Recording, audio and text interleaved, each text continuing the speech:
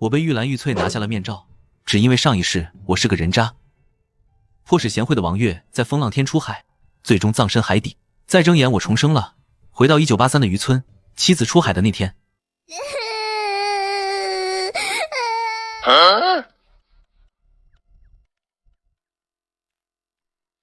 爸爸，你醒了。爸爸，我饿。玉兰，玉翠，我不是死了吗？1983，我重生了，回到了30年前，1983年4月7号，这不是老婆王月出海遇难的日子吗？上一世就是今天，妻子王月为了给饥饿的女儿们换点吃的，冒着风浪出海，结果再也没能回来，这是杨建国一辈子都无法弥补。王月，杨建国，你要做什么？老婆，不能出海，你今天不能出海。上一世的悔恨让杨建国死死抱住妻子，他发誓绝不会让悲剧重演。王月被他这突如其来的拥抱搞得更加惊恐。杨建国，你到底要干啥？看着王月惊恐的神情，杨建国心中一痛，前世的他是多么畜生啊，能让妻子如此害怕他。老婆，你听我说，今天风大浪高，你不能去。我不去，难道让一家人跟你一块喝西北风吗？杨建国，你能不能别犯浑了？老婆，你信我一次，从今天起，这个家我来撑，我出海，我赚钱，我养活你们娘仨。你，太阳打西边出来了，你除了喝酒赌钱还会干什么？赶紧给我让开！杨建国看着油盐不进的妻子，知道多说无益，王月不会信他，他心一横，直接抓住王月的手腕，半拉半拽的就往家的方向走。跟我回家，今天我说什么也不让你去。你放开我，杨建国，你这个疯子，你放开！杨建国，你个混账东西，又欺负月儿是不是？建国，你这是做什么？快把月儿放开！杨建国看到父母，双眼一红。前世虽然分家了，可若不是父母的帮衬，恐怕妻子死后两个女儿都活不下去。父亲态度看起来凶，可也是恨铁不成钢。爸妈，我没有欺负他，今天浪大，出海会出事的。你个混账，你还知道让月儿出海危险？要不是你不成器，你老子我腿又断了，需要月儿冒险吗？他爸，不要说建国了，建国终于知道疼媳妇了。建国，没事，不想让月儿出海，那就不出。妈还有织布的手艺活，也能养起你们。妈，您这是说的什么话？我都这么大人了，怎么还能再吃你们的？爸妈，月儿，今后我出海。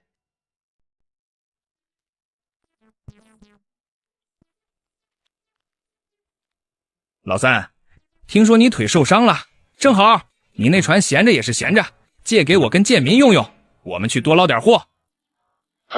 他大伯，你这叫啥话？哎，一家人说啥两家话，反正你家船闲着也是闲着，就让他跟着我们，还能赚点钱嘛。就这么说定了，今晚我们就去把船开走。老大，你这是通知我，不是商量啊。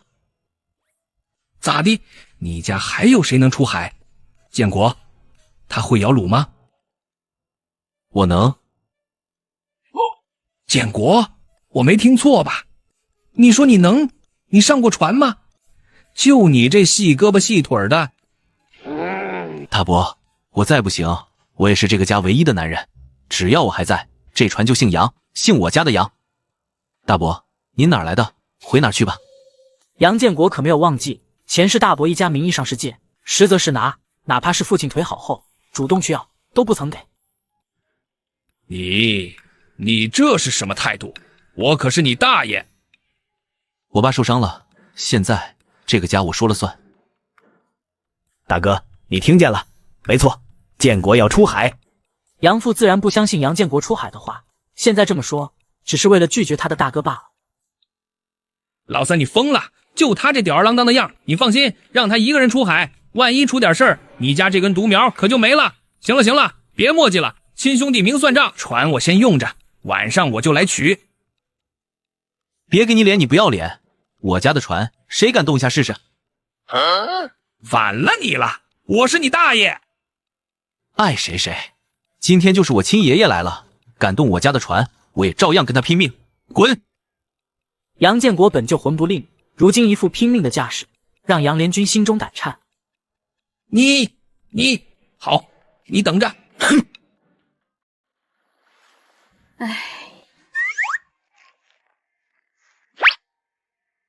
建国，你拿渔网干什么去？这都大半夜了。渔网，建国，你是不是又手痒了？想把家里最后这点家当拿去卖了换赌资？儿啊，妈求求你了，这渔网不能卖了，这是咱们一家的指望了。你卖了它，咱们家真完了。畜生，你把渔网放下！你要是敢拿去卖了，我今天就打死你！建国，算我求你。家人们根本不信杨建国会出海，之前只是为了拒绝杨联军才那么说，现在杨建国拿渔网，他们觉得是要卖钱当赌资。看着跪在地上哭嚎的母亲和一旁满眼泪水的妻子，杨建国心里像被刀割一样疼。可他知道跟他们解释，他们是不会信的。他深吸一口气，定下心来，走出门外，毅然决然地走进了漆黑的夜色中。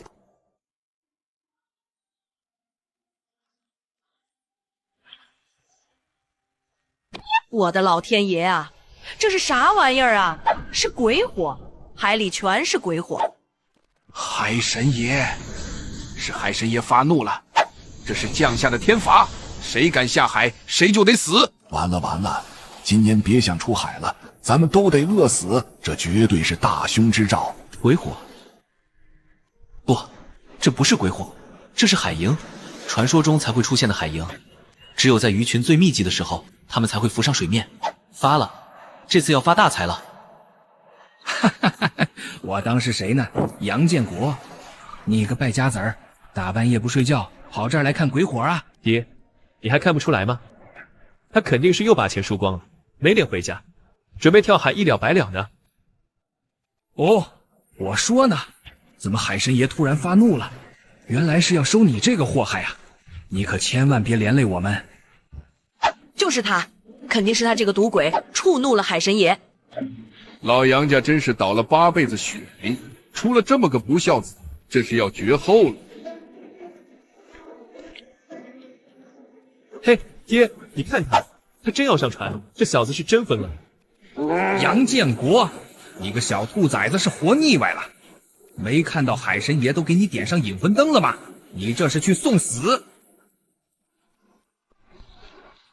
疯了，他真的疯了！好，有种你就去，明年的今天我一定多给你烧点纸。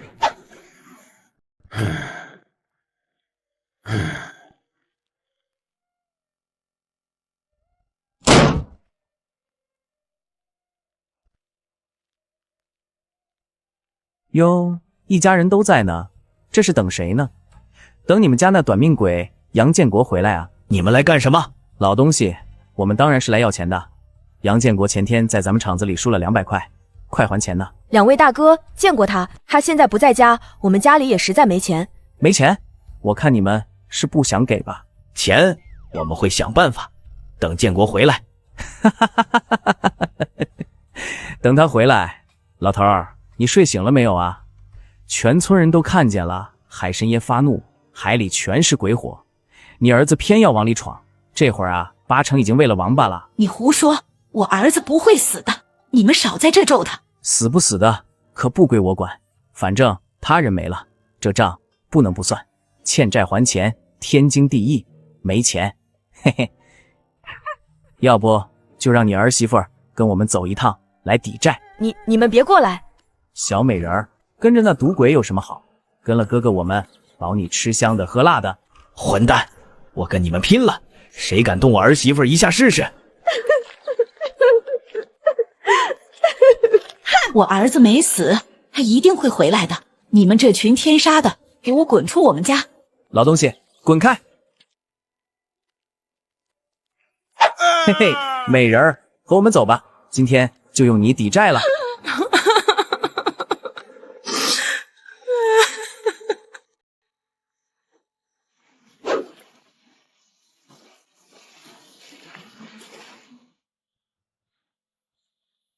找到了，就是这儿。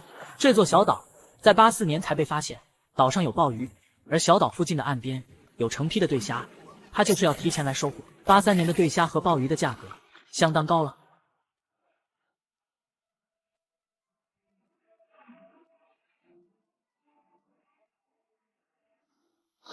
给我起！发了，发了，这么多值钱货！杨建国就这样不知疲倦地撒网收网，一夜未眠，直至天光大亮，也到达了船能承载的极限才离开。这么多货不能在村里卖，村里人多眼杂，要是被那帮混混看到了，肯定又得惹麻烦，得去县里。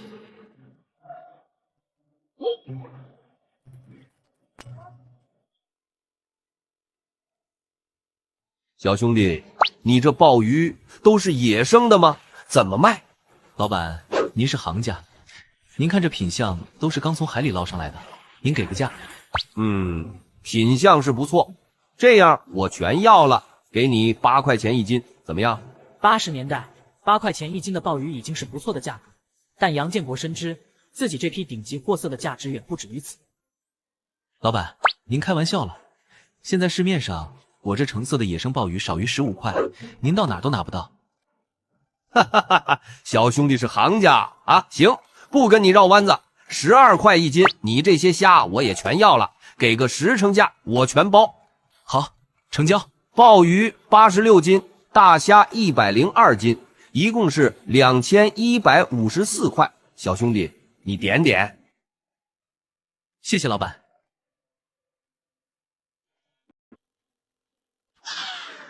都给我住手！光天化日之下，你们想干什么？我当是谁呢？原来是杨建国的大舅哥来了。怎么，你想替他们还钱？我没钱，但是今天有我在，谁也别想动我妹妹。我当初就不同意，小月嫁过来，你们家倒好，一个窝囊废的爹，一个只会哭的娘，现在又逼得杨建国跑路，你们把我们王家的脸都丢尽了。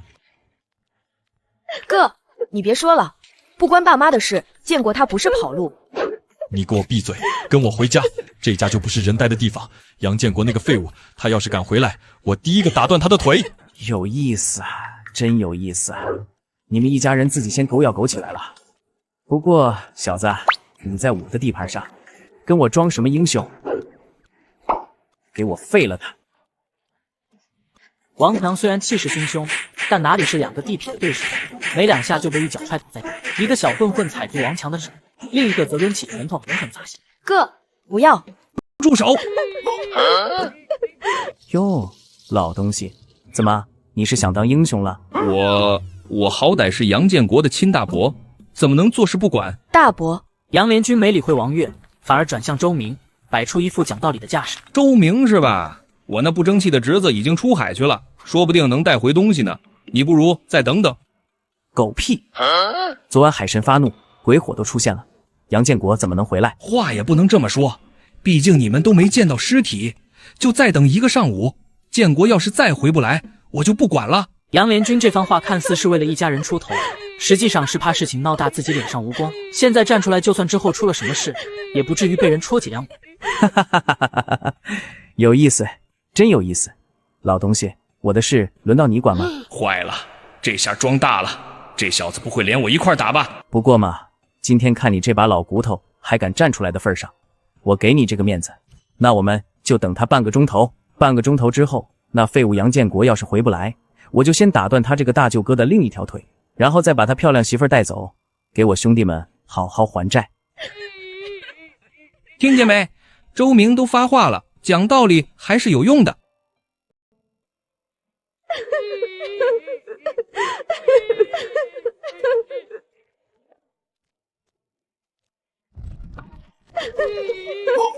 建国，是建国回来了吗？爸，你看我抓了多少鱼，今天运气真不错。不愧是我儿子，这才叫本事。天亮出去，这才几个钟头，就捕了这么多鱼，这得多少钱啊？爸，我算了一下，能赚400多块钱。好，儿子，你真是出息了。哼，不像有些人欠了钱还被追到家里来。怎么，赚了400块？你们要替杨建国还钱吗？这可不关我的事，我赚的钱为什么要替他还？就是，不关我家的事。时间到，看来你们家的废物男人是真不打算回来了。兄弟们别客气了，把这娘们给我带走。好嘞，周哥。你们别过来，别过来！不准你们欺负我妈妈，坏人！你们是坏人，快走开！小兔崽子，给老子滚开！不然连你们一块收拾。千钧一发之际，一声雷霆般的暴喝从门外传来，震得所有人耳膜嗡嗡作响。都给我住手！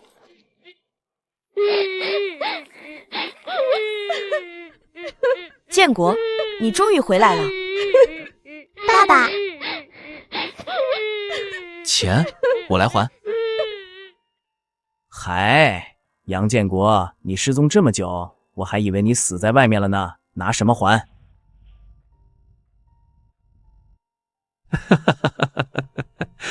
笑死我了，建国，你出去一晚上就带了空桶回来吗？看看我，一晚上赚了400块钱，这叫本事。你呢？废物！建国不是，大伯说你看看你这没出息的样子，欠了钱还不起，还要老婆孩子替你受罪，真是把我们老杨家的脸都丢尽了。妈的，耍我玩呢，一条鱼都没有，你拿西北风还债啊？兄弟们别跟他废话了，先把人给我带走。建国，谁说我要用鱼还了？欠你们的200还了。好小子，你竟然有钱！哼，既然还了钱，这次就算了，下次再落我手里可就没这么好运了。兄弟们，撤！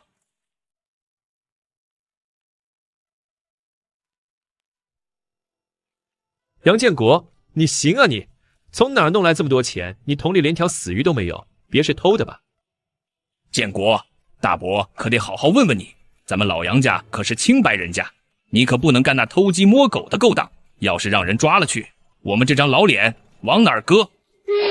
钱是哪儿来的，关你们什么事？有闲工夫在这儿盘问我，不如回去多撒2网，免得下次连200块都拿不出来。你什么意思？你敢瞧不起我？我桶里可都是鱼。这里是我家，你们走吧。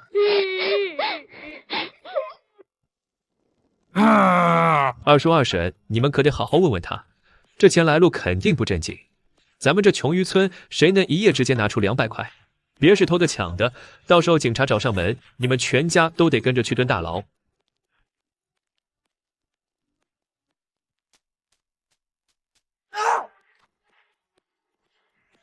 你他妈敢打我！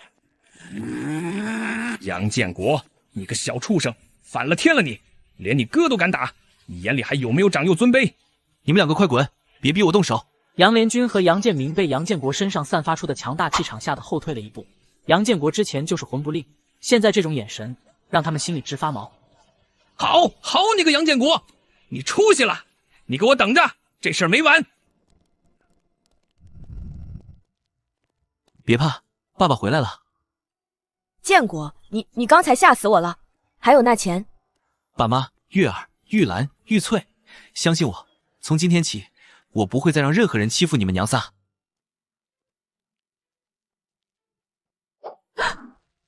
你干啥？杨建国，这还是大白天，2个孩子就在隔壁屋呢，你别乱来啊！老婆，你想到哪儿去了？不是你想的那回事。今天出海卖鱼挣的，一共是2145块，我刚刚把欠周明的200块还了，咱家就还剩下1945块钱。杨建国，你是不是要把这个家给毁了？你到底去干了什么见不得人的事？大伯和堂哥说的是不是真的？这钱来路不明，你是要把我们一家人往火坑里推啊？老婆，你相信我，可以吗？我跟你保证，这每一分钱都是我光明正大、凭本事挣来的干净钱。杨建国将在岛上捉虾捕鱼的事原原本本的说了一遍，当然隐去了他前世的记忆，只说是偶然看到。你说的是真的吗？老婆，当然是真的，不然你觉得我得做出什么样的事才能拿到2000多块钱？是啊，哪怕抢银行都抢不了这么多。明哥，那杨建国今天可神气了，一下就还了你200块，这孙子肯定是走了什么狗屎运，发了笔横财。哥，要不咱哥几个晚上去他家拜访拜访，他家就一个婆娘2娃，谅他也不敢咋呼。拜访你个头！你脑子里装的都是浆糊吗？直接上门抢，那是蠢货才干的事。万一他把钱藏别处了呢？万一他真豁出去报公安呢？现在可严打呢。周明虽然是个混混，但脑子却比手下这帮小弟活络得多。他深知杀鸡取卵远不如找到那只会下金蛋的鸡。杨建国以前穷得叮当响，耗子进他家都得含着泪走，现在突然阔了，这里面肯定有道道。明天都给我放机灵点，跟上他，我倒要亲眼看看他这财路到底是从哪儿来的。杨建国一如昨天去了那个小岛，收获了满满一船的鲍鱼和对虾，这才来到县城码头。哎呀，兄弟，你又来了啊！你今天这虾的个头，还有这鲍鱼，全是顶好的尖货啊！老板，还行，你看看是多少？鲍鱼52斤，对虾73斤，还是12块钱一斤，一共1500。赵老板爽快，那下次有好货我还找你。我的亲娘嘞！周哥，那是1500块，就这么一船货，抢银行也没这么快啊！我不瞎，这小子赚这么多钱，不想办法搞到手，我真是不甘心。明儿租条船，咱们跟上他，只要知道了他在哪儿搞到的这么多鲍鱼和对虾，在海上把他弄了，神不知鬼不觉。这几百斤鲍鱼可不能就这么贱卖了，做成干鲍，价格能翻上10几。上一世我可是做这个的行家，这才是真正的大道。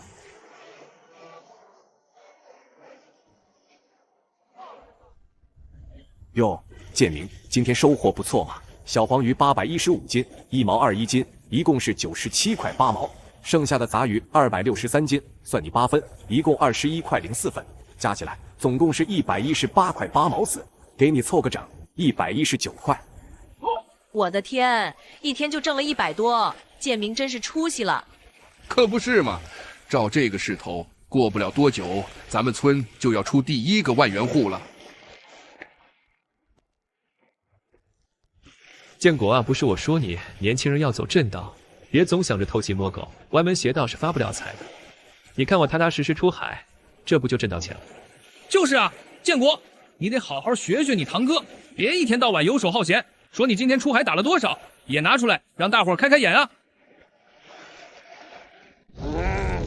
你们2个再多说一句，我就把你们扔海里喂鱼。好啊你，我可是你大伯，你就是这么跟长辈说话的？你这么有骨气，那你倒是说说，你昨天还给周明的那200块钱是哪儿来的？对啊，他哪儿来那么多钱还债？200块可不是小数目，该不会真是去城里偷的抢的吧？建国，你要是真做了犯法的事，现在去自首还来得及。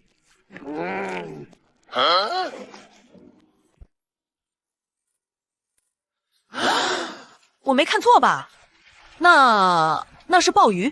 我的亲娘嘞，这么多，这得有几百斤吧？这得值多少钱啊？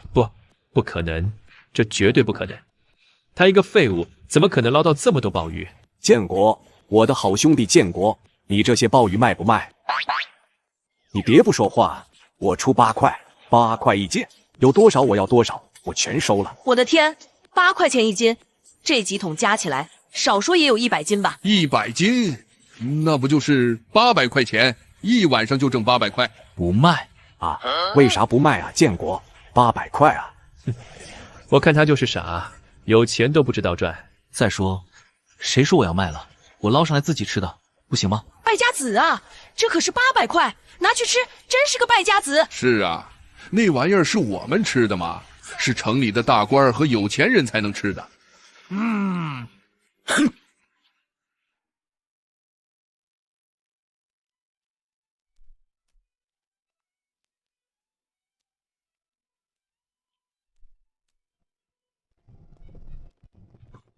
二弟啊，你可得好好管管建国，那可是100斤鲍鱼，能卖800块啊！他竟然说要自己吃了，这是败家子啊！就是啊，二叔，800块钱呢，他眼睛都不眨一下，这小子肯定是脑子坏掉了。这个败家玩意儿，老子今天非得打断他的腿！你还敢回来？你个废物，还想吃鲍鱼？看老子不打死你！爸，你先别动手，你听我解释。好，我倒要听听你怎么解释。解释啥呀？依我看，不如让建国把捞鲍鱼的地方说出来，让我和建明去捞点卖了，也能给家里换点钱嘛。对，二叔。显然，杨建国瞬间明白了，这才是父子2人的真正目的。给我滚！在我爸这儿挑拨离间，不就是想套我话？知道我在哪儿捞的鲍鱼吗？我告诉你们，门儿都没有！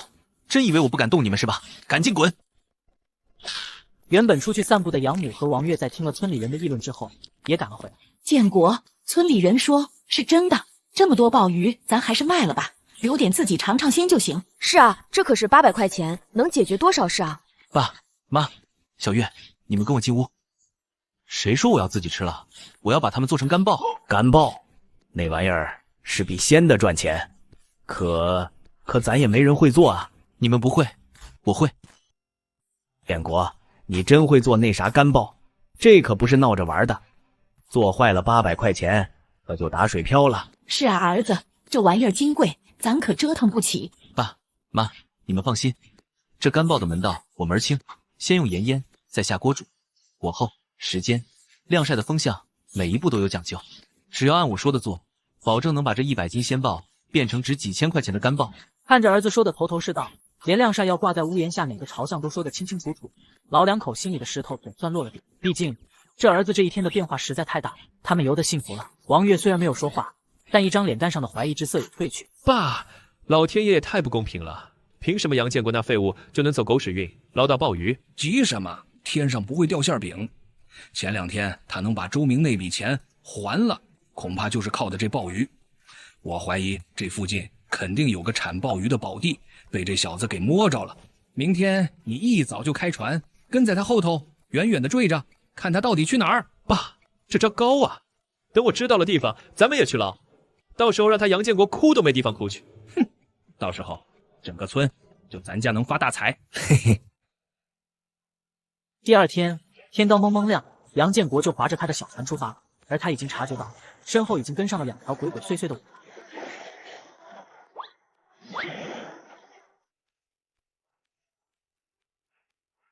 都给老子盯紧了，今天非得把这小子的老窝给掏出来不可。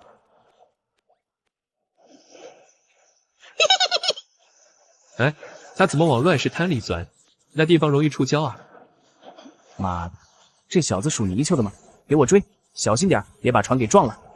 然而，杨建国对这片海域了如指掌，小舢板在礁石间灵活穿梭，七拐八绕之后，就彻底消失在了杨建明和周明的视线里。而后，杨建国顺利登上小岛，轻车熟路的抓鲍鱼捕虾，不一会儿就捞上来了满满几桶鲍鱼和肥美的对虾。而后，杨建国来到县城码头，和赵海东结算完后，却看到了人群中的周明和一众混混。你们最好不要起什么坏心思，否则我也不是吃素的。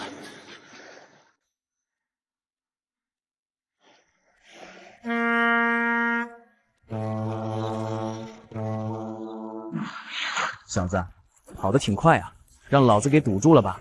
有事？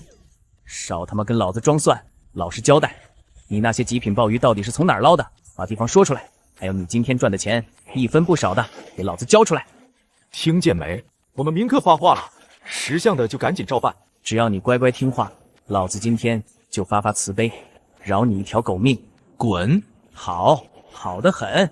杨建国，你他妈真是敬酒不吃罚酒，真以为赚了2个臭钱就能在老子面前横着走了？给我死！兄弟们开船，给老子撞沉他！混混以猛地发动引擎，渔船发出一声咆哮，如同一头猛兽，直直地朝着杨建国那艘脆弱的小舢板撞了过去。杨建国脸上没有丝毫惧色，眼神中反而闪过一丝金光。妈的废物，掉头再给老子撞！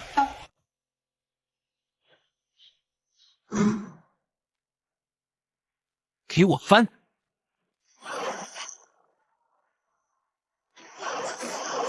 他们都是海边长大的，短暂的惊慌之后就回过神来。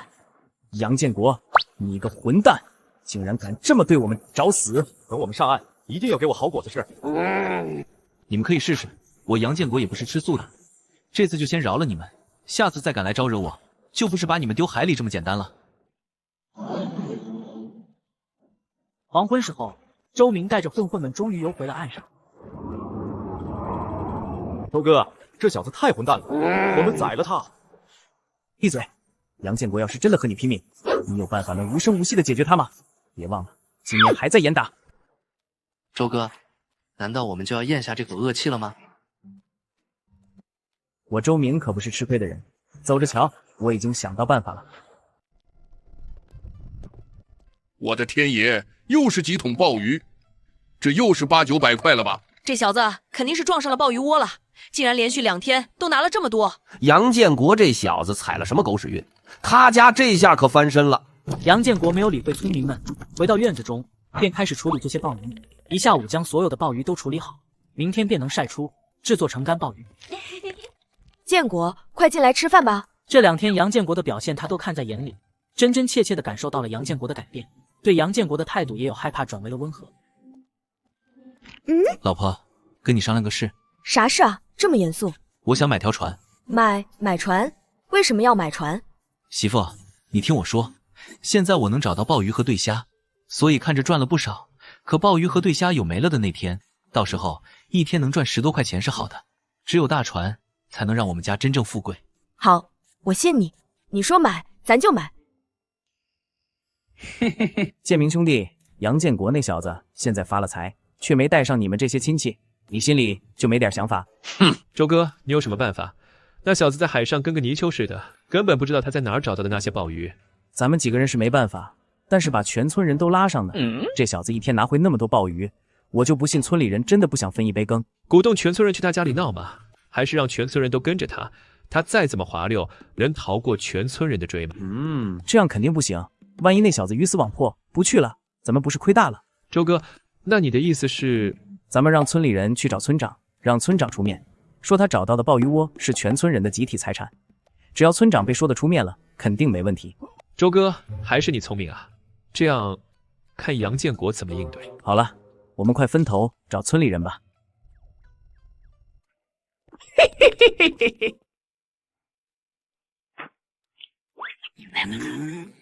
咱们可要跟紧点，有好处不能让这小子独吞。他娘的！今天我就要看看那个鲍鱼窝到底长啥样。杨建国和之前甩掉周明和杨建明等人一样，传进了礁石区，将几个村民甩开。我操，人呢？刚刚还在前面，怎么一转眼就不见了？这小子属泥鳅的吗？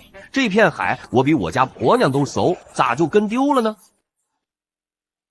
甩掉这几个小喽啰容易，但全村人的红眼病不好治啊。看来必须尽快买大船，到时候我吃肉也得分几个人喝汤，把他们拉到我这边来。大海叔，你可得为我们全村做主啊！我堂弟杨建国，他找到个金山，天天几百地往家捞钱，可他呢？他宁愿把鲍鱼晒成干，也不分给乡亲们一口汤喝，这心也太黑了。就是那片海是我们大家的，凭什么他一个人独吞？村长，我家娃上学的钱都快没了，杨建国倒好，钱多的烧得慌，这不公平。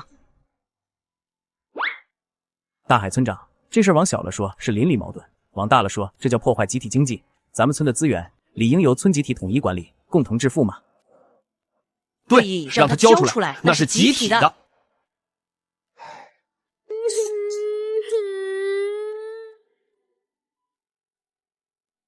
他爹，小虎的眼睛又疼了，镇上的医生说这叫木生云翳，得去大城市做手术才行，那得一大笔钱啊。杨大海浑身一震，孙子的病就像一座大山，压得他喘不过气。忠厚了一辈子的杨大海，在这一刻原则动摇了。大海叔，全村人都看着你呢，你要是还向着杨建国，你这个村长我们不认了。都别吵了，周明和建明说的有道理，我们是一家人，不能眼睁睁看着贫富差距越来越大。海里的财富属于我们整个村子，我现在就召集广播，开全村大会，让他杨建国把那个鲍鱼窝的位置给我交到集体手上。村长英明，太好了，这下我们也能发财了。杨大海站在一张充当讲台的破桌子后面，脸色阴沉。杨建国的父亲杨父、母亲杨母以及妻子王月在人群的最前排，被周围不善的目光包围，显得孤立无援。乡亲们，今天把大家叫来是为了解决我们村发展的大问题。我们都是一个村的，是一家人，但现在贫富差距出现了，有的人吃上了鲍鱼海参，有的人连娃上学的钱都凑不齐，这公平吗？不公平。所以我决定为了我们全村的共同富裕，杨建国发现的那个鲍鱼窝必须交由村集体统一管理，收益全村平分。现在同意这个决定的请举手。哎呦，看看老杨家的人没举手呢，这是还想吃独食啊？哼，真是自私自利的一家人。二叔，你这是干啥呀？村长也是为了全村好吗？建国一个人能捞多少？全村一起上，那才叫发大财。就是啊，老二，等全村都富了，还能忘了你们家的好？做人不能太自私嘛。哼，自私！那地方是我儿子鬼火那晚自己找到的，你们这是明抢！哼！好歹我们都是一个村的，你们怎么能如此不要脸？我是不会同意的。你们说一句话就要把建国找到的宝地抢走，这更不公平。说那么多有啥用？反正我们都同意了，少数服从多数。大家静一静，静一静，跟大伯大娘吵架解决不了问题。大家想想，杨建国天天出海，早出晚归，他老婆王月难道会不知道他去了哪儿？他爹妈难道会不知道自家儿子发财的秘密？杨建国不在，没关系，他们是一家人，肯定知道那个鲍鱼窝在哪。与其等杨建国回来，不如现在就问他们。对呀，他们肯定知道。老东西，小娘们儿，快说，鲍鱼窝到底在哪儿？老东西，别给脸不要脸，快说，鲍鱼窝到底在哪儿？小娘们儿细皮嫩肉的，要是不说，可别怪我们手重。我跟你们拼了！你们这群土匪强盗！我们老杨家是逃了你们祖坟吗？要这么欺负我们一家老小？哼，识时务者为俊杰。你们就3个人，我们全村都在这儿，你们反抗有用吗？就是啊，二叔，说出来大家好好商量，闹成这样多难看啊！都给我住手！村长，你这是干什么？现在是最好的机会，再不动手，他们就跑了。是啊，村长，不是你让我们问的吗？我是让你们问，不是让你们动私刑。你们想干什么？打人吗？把人打出个好歹来，谁负责？你负责还是你负责？看着眼前几乎要失控的场面，杨大海心中仅存的一丝良知，终于让他无法再坐视不理。大家听我说，这事儿急不得。杨建国人还没回来，我们这么逼他，家里人传出去像什么话？我们杨家村的脸还要不要了？这件事等杨建国回来，我亲自跟他谈。谈？村长要是他死活不肯说呢？难道我们就干等着？他跑得了和尚跑不了庙，他爹妈老婆孩子都在村里，他能跑到哪儿去？今天就先到这里，都给我散了。就这么算了？都聋了吗？我说散了，谁要是不服，就从村集体的分红里滚出去。而在另一边，杨建国并不知道家里的事，他一如之前去岛上抓了鲍鱼和对虾之后，来到县城码头和赵海东交易。这么多次交易，他和赵海东也熟络了起来。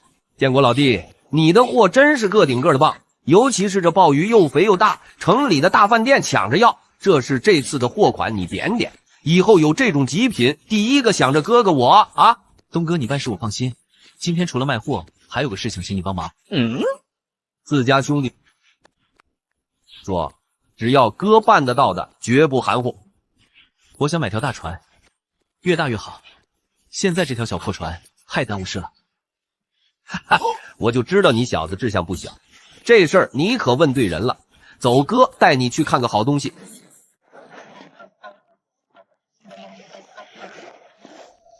来，建国，给你介绍下，这位是李大山李船长，在海上跑了一辈子，这艘船就是他的心肝宝贝。什么？你要买我的船？老爷子，船是好船，有点动心。这船跟了我大半辈子，要不是年纪大了，儿子又不争气，我舍不得卖，一口价3800，少1分都不行。杨建国没立刻回话，他跳上船，仔细检查了一圈。老爷子，我懂船，这船保养的确实不错，但是这型号毕竟老了点，后续维修也是一笔钱，2000我要了，现金。你这2000，你小子打发要饭的呢？我这船光是发动机就值这个价，不卖了，不卖了。哼！哎，李大爷，建国有话好好说嘛。建国是诚心想买，您也是诚心想卖，不是？大爷，我不是跟您瞎砍价，我是真喜欢这船，也懂这船。您把它当心肝宝贝，这船跟着您没受过半点委屈。可您也说了，您年纪大了，儿子不接您的班。这船与其放在这儿烂掉，不如交给一个能让他继续在海上跑的人。您把他交给我，我不敢说让他发多大财，但我保证，只要我杨建国有一口饭吃，就绝对不会让他在码头蒙尘。哎，罢了罢了，2000就2000，但你得答应我好好待他。您放心，大爷，您数数。行了，不用数了，我相信你小子，船是你的了。大爷，海东哥，我先走了，改天请你们喝酒。伴随着突突突的巨大轰鸣声，杨建国驾驶着渔船来到海滩。海滩上村民的目光齐刷刷地聚焦在那艘船上，以及船头站着的那个熟悉又陌生的身影——杨建国。村长杨大海第一个带头走了过来，身后跟着一脸不忿的周明和杨建明，以及一大群闻声而来的村民，黑压压地堵住了杨建国下船的路。建国，刚刚村里人开会了，所有人都一致同意你的那个鲍鱼窝是我们大家集体的财产，你快把鲍鱼窝的位置说出来。村长，跟他废什么话？他这就是想吃独食。我们全村人辛辛苦苦下海，一天到晚捞不到几个子儿，他倒好，一个人偷偷发大财。没错，建国那鲍鱼窝是我们全村的，不是你一个人的。赶紧把地点说出来，不然今天你这船别想安稳停在这儿。对，说出来。凭什么你一个人发财？我们在这喝西北风，快说！杨建国利落地跳下船，站稳在码头上，冰冷的目光扫过每一个人。说，我为什么要告诉你们？老黄历早就翻篇了。现在国家鼓励个人凭本事吃饭，我能找到鲍鱼窝是我的能力，是我的运气，跟你没有什么关系。嘿，你小子还横上了！我们不管什么狗屁政策，今天你不把地点说出来，就别怪我们不客气。对，不客气，把他的船给扣了。我看谁敢动一下。如今是什么时候？全国都在严打，聚众闹事，抢夺私人财产，你们这是在犯罪。怎么，你们是想进去尝尝牢饭，还是想以身试法？隔壁村好像是打死好几个抢东西的。为了这，不值当。大家别被他吓到，他就是虚张声势。我们这么多人，怕他一个？我是不是吓唬你们？你周明有胆子可以第一个上来试试，看看法律认不认人多。算了，都散了吧。都等一下，鲍鱼窝的地点我不会说，但是我这艘船一个人可开不转。过2天我会从村里招人，跟我一起出海。丑话说在前面，我不是做慈善，上我的船就得听我的规矩。但我也敢保证，跟着我绝对比你们自己划着小舢板挣得多得多。愿意的，到时候来找我报名。真的？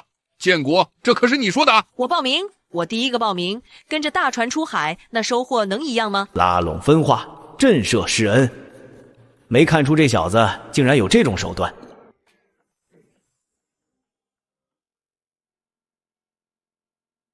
他妈的，这杨建国今天真是邪了门了，几句话就把那帮蠢货给唬住了，还招工。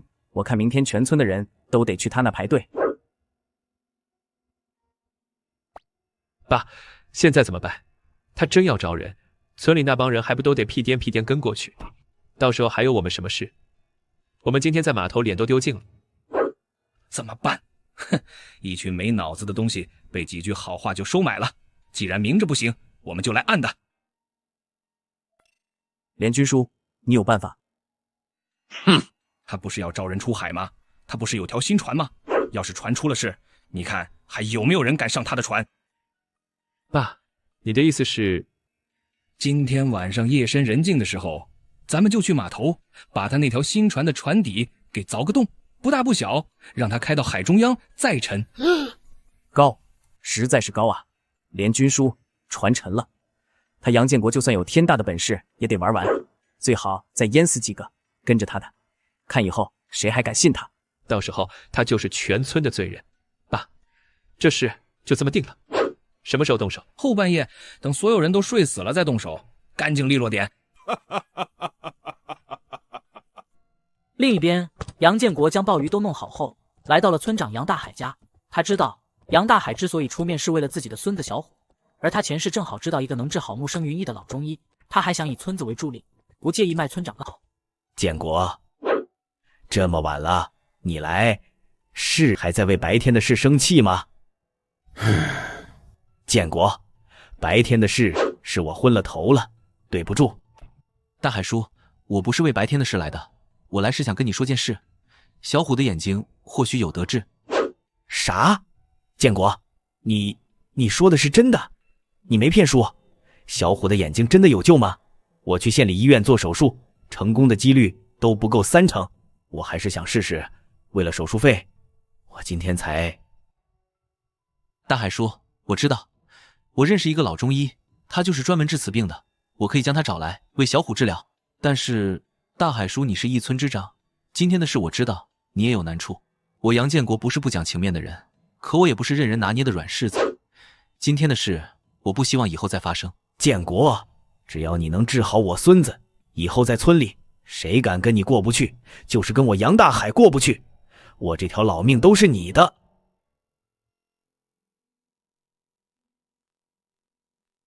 建国回来了，村长那边怎么样？这几日，王月对杨建国的形象已经彻底改观，真正把杨建国当成了丈夫。老婆，放心，我已经解决好了。不过我今晚要去船上睡。去船上睡？建国你疯了？这海边上风大浪大，夜里能冻死个人。老婆，这艘新船是我们以后好日子的盼头，绝对不能出半点岔子。而且现在村里人对咱们家虎视眈眈，小心驶得万年船。我走后，你记得把家门也锁好。好吧，那你记得带几层被褥，晚上太冷了，也多带点吃的，夜里饿了垫垫肚子。周哥，就是这艘，看着可真新啊，可惜今晚就要变废铁了。少废话，赶紧动手，凿穿了船底，咱们就回去。谁在外面？深更半夜，鬼鬼祟祟，想干什么？杨建国竟然在！快走！杨建国追出去，但夜飞风高，二人一头扎进了一片复杂交错的长巷里，瞬间消失在黑暗中。杨建国没有继续追出去，而是看着他们消失的方向，眼神冰冷。这个身形，还有逃跑时走的那条路，看来杨建明和周明这两个人的问题得赶紧解决了。毛毛躁躁的，是办成了吗？爸，出事了！杨建国，他妈的竟然睡在船上！是啊，差点就被他逮个正着。那小子跟疯狗一样追我们。好个杨建国，没想到这小子还有这一手，警惕性还真高。爸，那现在咋办？他肯定有防备了，再想去凿船根本不可能了。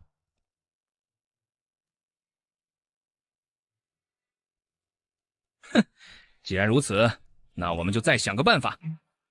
爸，还有什么办法？他不是要招人吗？不是要带着村里那帮穷鬼出海发大财吗？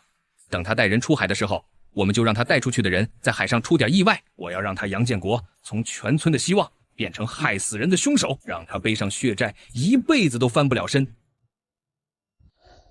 杨建国一大早继续去小岛抓了鲍鱼和对虾，这才来到县城码头。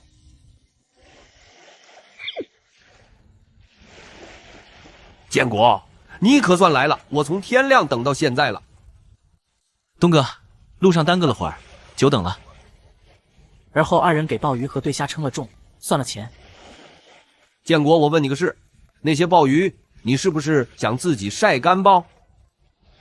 东哥，不瞒你，我确实早年学过干鲍手艺，打算做干鲍。我就知道你小子不是一般人。不瞒你说，我认识一个广州的大水产商，专门给港岛那边的富豪供货，那些大老板就爱这种顶级的干鲍，出手阔绰的很。广州，这可比我自己去市里零卖快多了。正愁没有销路，赵海东就送上门来了。哦，东哥还有这层关系？那当然，我跟他合作好几年了，只要你的货够好，品质过硬，我保证他收。当然前提是你的，怎么样？有没有兴趣？我给你牵个线。品质绝对没问题。哦，你这么有把握？这干鲍制作可不是闹着玩的，工序复杂的很。东哥你放心，质量绝对没问题。好，建国，你打算什么时候能出第一批货？量有多少？我好跟李老板那边打个招呼。第一批我大概3天后能出20斤，如果李老板满意，后续再进行增加。第一批做的3天后就好了，正好卖出去。好，20斤，品质是关键，我这就去给他打电话。建国啊，你可得抓紧了，这可是比泼天的大生意。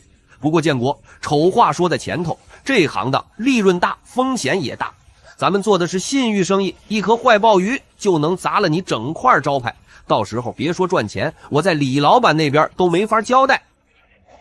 我明白，东哥，做食品的良心是第一位，你放心，从我手里出去的货，每一个都经得起检验。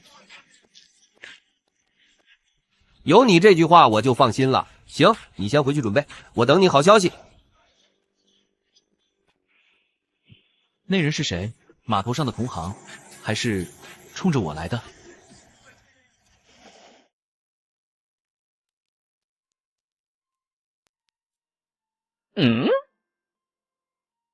请问是许元许神医吗？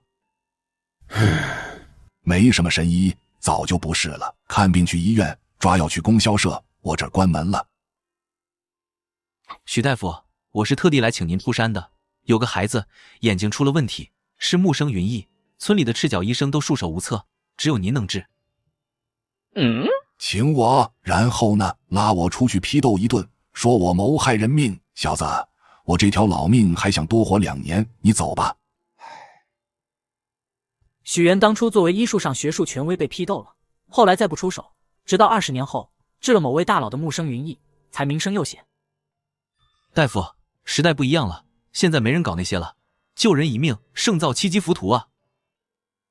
我的医术在那几年已经废了，心也死了，你找别人吧。许医生，那孩子才7岁，是村长家的独苗，要是眼睛瞎了，他这辈子就毁了。您是医生，难道真的能忍心看着一个孩子一辈子活在黑暗里吗？各位乡亲，各位叔伯兄弟，我杨建国今天有件事要宣布，我的渔船要扩大捕捞，现在需要招2个船员。这2日，杨建国将那个小岛上的鲍鱼和对虾几乎都抓完，只留下少量鱼种，便决定招人来一同下海，创造更多的价值。建国终于开始招人了，我都等了几天了。跟他出海肯定能挣钱。工钱好说，根据你们的贡献给钱。建国选我，我力气大，我水性好，选我。我选好了，张大牛、李二狗，你们2个愿不愿意跟我干？张大牛是村里人的老实人，李二狗是一个经验丰富的老渔民，很符合杨建国的挑选标准。建国我行吗？肯定没问题，放心吧。建国，你看得上我这把老骨头，我肯定干。乡亲们，今天我先招2个人，之后还会大量招人，大家不要太失望。建国啊，发财了可不能忘了乡亲们啊！你看，大牛和二狗兄弟日子过得都还行，可村里还有更困难的，比如王赖子。王赖子他娘病得快下不来床了，就等着钱救命呢。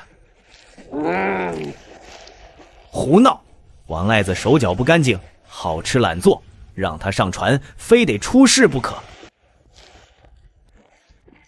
村长，话不能这么说，谁还没犯过错？我们总得给年轻人一个改过自新的机会吧？难道真要眼睁睁看着他娘病死，咱们见死不救吗？是啊，村长，得给人改正错误的机会啊。村长，建国哥，求求你们了，给我一次机会吧，我一定好好干。我娘真的快不行了。王赖子是村里有名的懒汉，这2天，杨连军3人找到了王赖子，给王赖子说了出海的种种好处，王赖子这才心动。好，王赖子，我带你一个，但我把丑话说在前面，明天一早卯时准时出海，谁迟到谁滚蛋。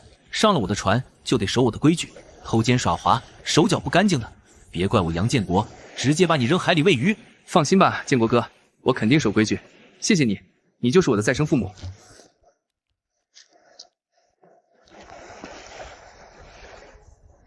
杨建国怎会看不出王赖子跳出来有阴谋？他将计就计，就是要看看这几个人到底想玩什么花样。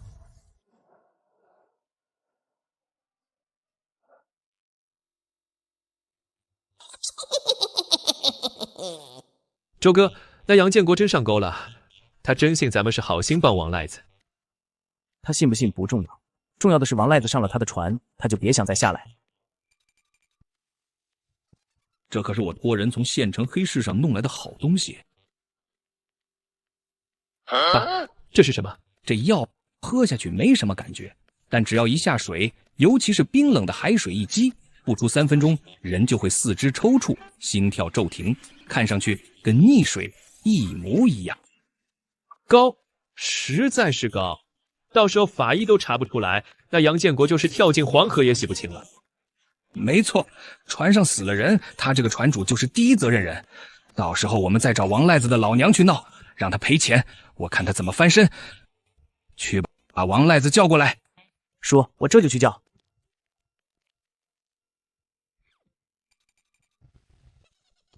哎呦，连军叔、建明哥、周哥，这么晚了找我啥事儿啊？赖子，来，坐。明天就要跟建国出海挣大钱了，我们几个提前给你饯行。赖子，这是给你壮行的烈酒。谢谢，是你们今天让我拿到了这个机会。放心，我一定会假装溺水，让杨建国身败名裂。这就是他们的机会，让王赖子假装溺水，实则是让王赖子真的溺水。好兄弟，有你这句话就行了，快回去歇着吧，明天别起晚了。哈哈哈，这傻子被人卖了还帮着咱们数钱呢。等明天王赖子死了，杨建国就完了，他的东西咱们都能用了。不要掉以轻心，明天听到消息要装得像一点。叔，放心吧，我肯定装得像。你们倒是心狠啊，正好也该把你们彻底解决了。船上，杨建国4人站在甲板上，王赖子脸色有些发白，眼神频频瞥向翻涌的海水。赖子，你咋了？脸白的跟纸一样，这才刚出海就晕船了？没有，牛哥，就是头一回跟建国哥出海挣大钱，有点激动，有点紧张。紧张啥？跟着建国哥，保管你今天数钱数到手抽筋。就是这儿了，准备撒网。好嘞，好嘞。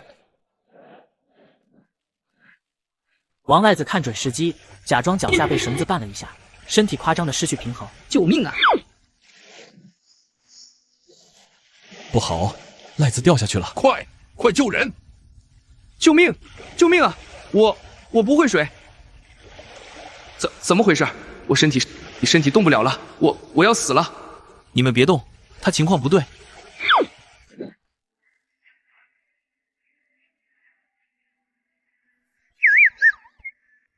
建国哥他好像不行了。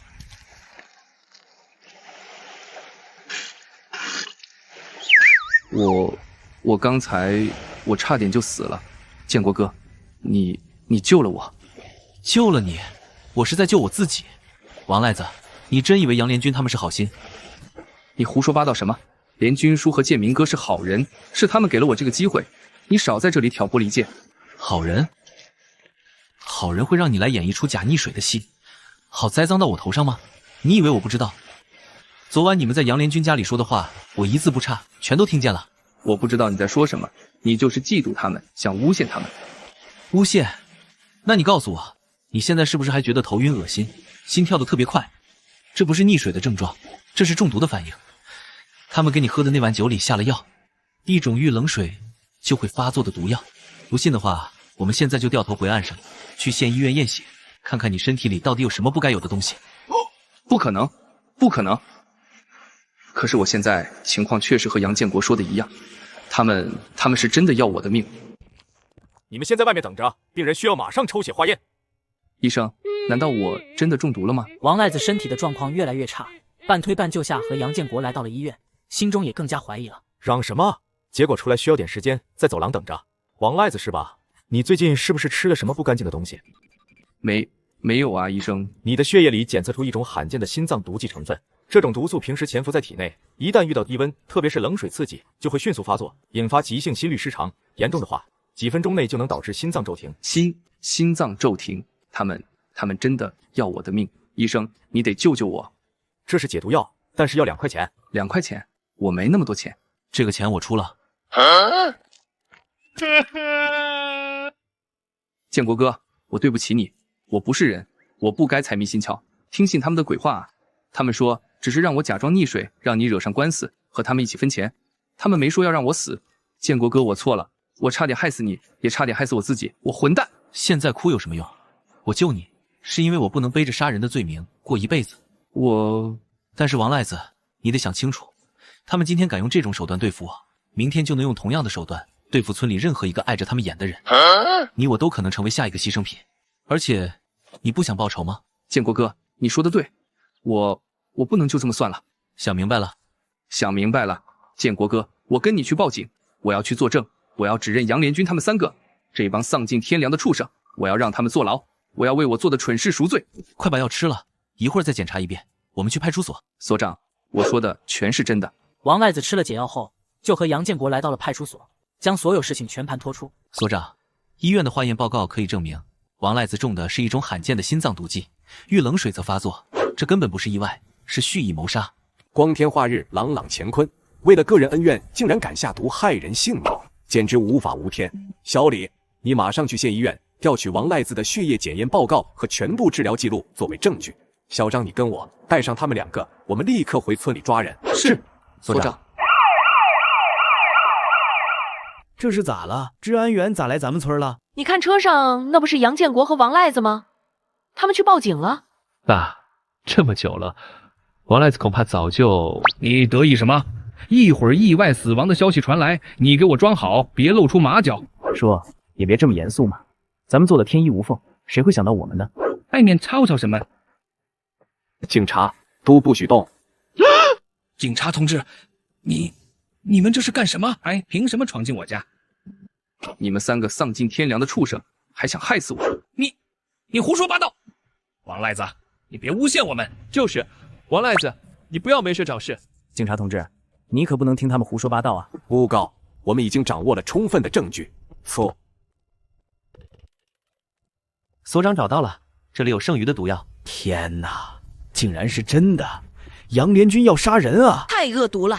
为了对付建国，连这种下三滥的招数都用。杨联军，我们是亲兄弟啊，你怎么能做出这种猪狗不如的事情？从今天起，我跟你断绝兄弟关系，我没你这个哥。杨建国，你行，你给我等着，等我出来，我绝对不会放过你。好，我等着。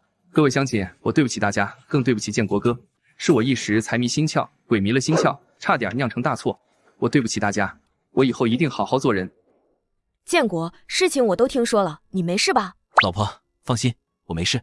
以后这种事你可不要一个人做主，你要提前和我说，你要是出了什么事，我和2个孩子怎么办？老婆，我知道了，以后一定不会再瞒着你了。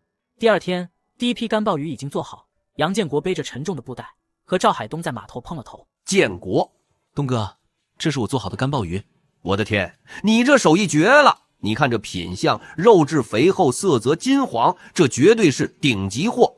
那是当然。李老板人呢？在县招待所等着呢。听口音是广州来的，大老板精明得很，我们快过去。李老板，久等了，久等了。这位就是我跟你提过的杨建国，干鲍鱼就是他做的。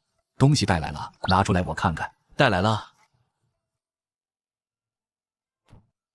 好东西，这绝对是我走南闯北这么多年见过的最好的干鲍。小兄弟，你这鲍鱼我全要了。太好了，李老板，那价格280，一斤280，这20斤我全收了。280一斤，20斤就是5600，比我预想的还要高。小兄弟，我看你是个实在人，我也不跟你绕弯子。你这个品质的货，有多少我要多少。我们签个长期合同，你每个月能给我供应100斤吗？100斤有点难度，但可以试试。好，有你这句话就行。李老板当即叫人打印了合同，2人签好合同。杨建国也知道，这李老板叫李辉元。这里一共是1万块，这次的货款5600块，剩下的钱算我预定的货款。建国兄弟，我们合作愉快。我只比你年长几岁，你就叫我李哥吧。合作愉快，李哥。和李辉元分开后，杨建国请赵海东吃了顿饭，回到了码头，准备开船回家报喜。杨建国注意到人群中有一个人很熟悉，正是前几天在码头上悄悄看他的那个人。兄弟，发大财了啊！你是什么人？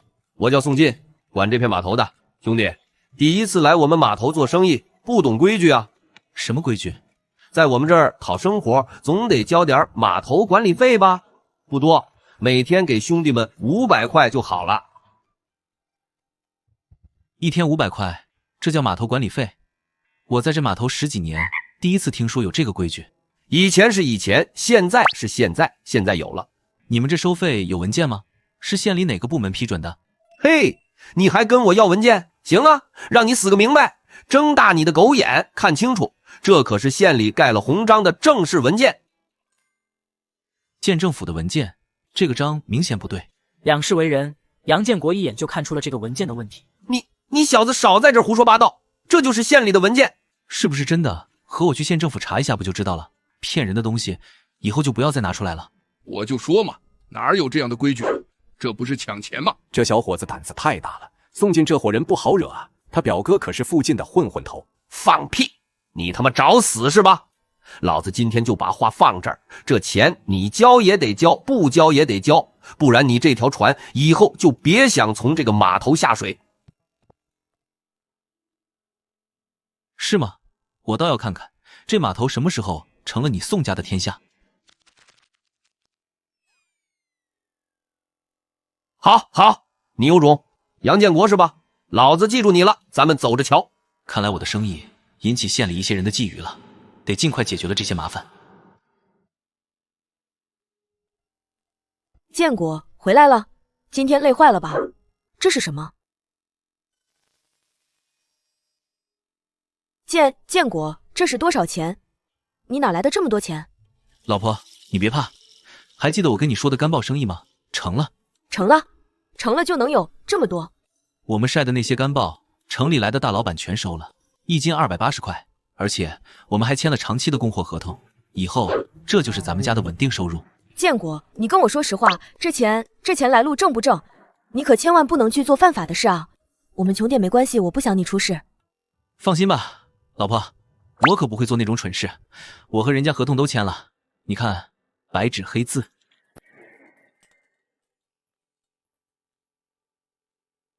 这都是钱。爸妈，你们来了。儿子，你老实告诉妈，你是不是去干什么坏事了？这钱哪来的？杨建国看着家人担忧的眼神，只好又把干报生意的事情原本的解释了一遍。本来二老不信，可看到合同，终于信了。好啊，我出海一辈子都没见过这么多钱，咱们老杨家终于有出息了。爸妈，月儿，钱是挣到了，但麻烦也可能要来了。什么麻烦？今天在码头有一伙人来找我，说要收什么码头管理费，一天就要500。我把他们伪造的文件给撕了。这事儿不算完，我猜是我们的生意让县里某些人眼红了。这些天你们也都多留心，我怕他们对你们不利。就是这片，都打起精神来，下网！建国哥，你这眼睛也太神了，每次都这么准。经验罢了，拉网的时候都小心点。今天的货可比昨天多。几个小时后，船上已经密密麻麻都是鱼虾。我的老天爷，这得值多少钱啊？杨老弟，你真是我的财神爷，这批货的品质比上次还要好。东哥客气了，还是老规矩，你点点货。赵海东的手下们迅速上前过秤清点。赵海东拿出算盘，噼里啪啦一顿算。杨老弟，一共2360块，我给你凑个整，2400，现金现在就结。东哥，明天还是这个时间？没问题。杨老弟，只要你有货，我全收。大牛、二狗，你们俩最辛苦，这是你们的，1人200块。200，建国哥，我长这么大还没一次见过这么多钱。赖子，你虽然力气小点，但也很勤快，这是你的，100块。100，没想到我竟然也能赚这么多钱。二狗，这钱是真的，没骗人，那还能有假？建国哥亲手分的。建国啊，你看我从小跟你一块长大的，力气也大，下次出海带上我呗。去，建国哥，别听他的，带我不要工钱，我1分钱都不要，只要你肯带我出海，让我学点真本事就行。建国哥，选我水性好。我爹就是老渔民，我从小在船上长大的。乡亲们，静一静，都静一静，听我说，我知道大家都想挣钱，想过上好日子，我可以向大家保证，以后我的船队会扩大，会需要更多的人手。但是我的船不是谁想上就能上的，我需要的是能吃苦、肯干活、信得过的兄弟，而不是想上来偷奸耍滑、混日子的人。我丑话说在前面，人品不行了，本事再大我也不会要。建国说的对，想挣大钱就得凭真本事。就是那些偷懒耍滑的，凭啥跟着建国哥吃香喝辣的？建国，杨建国，快跟我走！大海叔，出什么事了？这么火急火燎的？别问了，县里一个大公司来人调研，我和人家说了你的事，人家点名道姓要见你，人已经在村委会等着了，这可是个好机会啊！好，我跟你去。杨建国知道，随着他重生后的第一桶金激起浪花，真正改变命运的机会，现在才刚刚到来。李经理，人给您带来了，这就是我们村的杨建国。你就是杨建国同志，请坐。李经理好。不用紧张，我今天来是做个调研。我听说你在短短几天内就靠出海捕鱼，挣了村民们好几年都挣不到的钱，是真的吗？是真的，千真万确。李经理，建国这孩子有本事啊！他……大海村长，我想听杨建国同志亲口说。李经理，挣了点钱是真的，但主要还是运气好，恰好碰上了渔汛。运气，我看不尽然吧。我了解过，最近出海的渔民不止你一个，为什么只有你满载而归？而且我听码头的赵海东说，你卖给他的不只是普通的鱼货，除了鲜鱼，我还加工了一批干鲍。我们这片海域野生鲍鱼不少，但以前村民们不认识，都当石头螺给扔了。我就是把这些不起眼的东西加工成了干货。加工干鲍，这可是个技术活，你是从哪学来的？以前跟船去过南方，见过别人弄，就记下来了。回来自己琢磨了一下，没想到还真做成了。好一个琢磨，杨建国同志，你很有商业头脑，变废为宝进行深加工，这正是我们现在最提倡的。李经理过奖了。杨建国同志，我们集团正在大力发掘像你这样的致富带头人，如果你的方法真的可行，我们集团可以考虑和你进行合作。明天我会亲自去码头，希望你能好好把握住。我明白，请李经理拭目以待。建国，我的好兄弟，你可算回来了，怎么样？这次收获如何？放心吧，东哥，少不了你的。和昨天一样清点后，算出总共2300块钱。赵哥爽快。哟，发大财了，杨建国。宋进，大力哥，你们怎么来了？我叫宋大力，这片码头现在归我管。小子，听说你最近挺威风啊，靠着这片海捞了不少钱。做点小生意糊口，谈不上威风。糊口？我可听说你几天就挣了上千块，在这码头上混就得守我宋大力的规矩，见了大哥就得交保护费。大力哥，有话好说，建国是我的朋友，你给我滚一边去，这里没你说话的份儿。也别说我欺负你，拿1000块钱出来，以后你在这码头的事儿我罩着。我要是不给呢？不给，好小子，有种，我倒要看看是你的骨头硬还是我的拳头硬。给我把他那条破船砸了，我看他以后拿什么出海。住手！你们在干什么？哥，这女的是谁啊？看着派头不小。你谁啊？敢管老子的闲事？杨建国同志，你没事吧？李经理，您怎么提前来了？李经理，不知李经理是哪家公司的啊？说不定我还认识你们领导。哼，聚众滋事，敲诈勒索，现在可是在严打，你们想坐牢不成？不敢不敢，我们只是和这位小兄弟开个玩笑而已。李经理，是我们有眼不识泰山，我们这就走，这就走。建国，吓死我了！还好这位李经理及时赶到。杨建国同志，你别高兴得太早。李经理，此话怎讲？宋大力这种地痞无赖最是睚眦必报。这次他看我开的车，又听我说出严打的事，被唬住了才暂时退缩。但他肯定会去查我的底细，我毕竟只是瀚海集团的一个经理，他们可能还会报复。那可怎么办？建国，要不你把这生意先停一停，避避风头。那俩兄弟一向胡作非为，躲得过初一，躲不过15。只要我还想在这片海域上讨生活，就迟早要跟他们对上。李雅琴看着杨建国，眼中闪过一抹赞许的光芒。面对地头蛇的威胁，他不仅不害怕，反而头脑清醒，有勇有谋。这样的人才值得投资。说得好，我今天提前过来就是为了这件事。我正式代表瀚海集团向你提出合作。合作？没错，你手里有我们急需的顶级干鲍，还有稳定的优质海产货源。而我们瀚海集团有雄厚的资金和遍布全国的销售渠道，我们集团决定包销你手上的干鲍和优质海鲜。你只需要保证一件事，保质保量，稳定供货。我们要做这里最大的海产生意。至于具体的合作信息，我今天回去和集团汇报后，明天来签订合同。好，以后在外面别叫我李经理了，显得生分。要是不嫌弃，就叫我一声雅琴姐。雅琴姐，你这个弟弟我认了。以后在东海县生意上的事我帮你，生意之外的事姐也罩着你。妈的，一个臭娘们儿敢在老子的地盘上撒野！哥，您消消气，那女人穿的不简单，来头肯定不小，咱们还是先查清楚再说。查，给我往死里查，把他祖宗18代都给我翻出来，我倒要看看他到底是什么来头。哥，那杨建国怎么办？这小子现在搭上了这条线，翅膀硬了，以后怕是更不把咱们放在眼里了。哼，一只想飞上枝头的土鸡罢了。等我查清那女人的底细，我要让她连人带船一起沉到海里喂王八。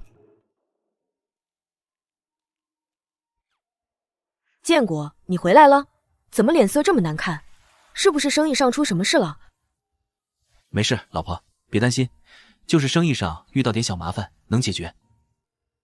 杨建国此刻在想如何处理宋大力和宋静兄弟二人，他们就像一颗定时炸弹，不处理了，他心难安。等等，我想起来了，前世看过一则社会新闻，就是关于宋大力兄弟的。新闻里说，他们曾因为渔获纠纷，把邻村的几个渔民打成重伤，有一个人的腿骨都被打碎了，落了终身残疾。但是那些受害者因为害怕报复，没有一个人敢去报案，最后只能不了了之。时间应该就在最近，只要我能找到那些受害者。建国，真的没事吗？放心，老婆，我已经想到办法了。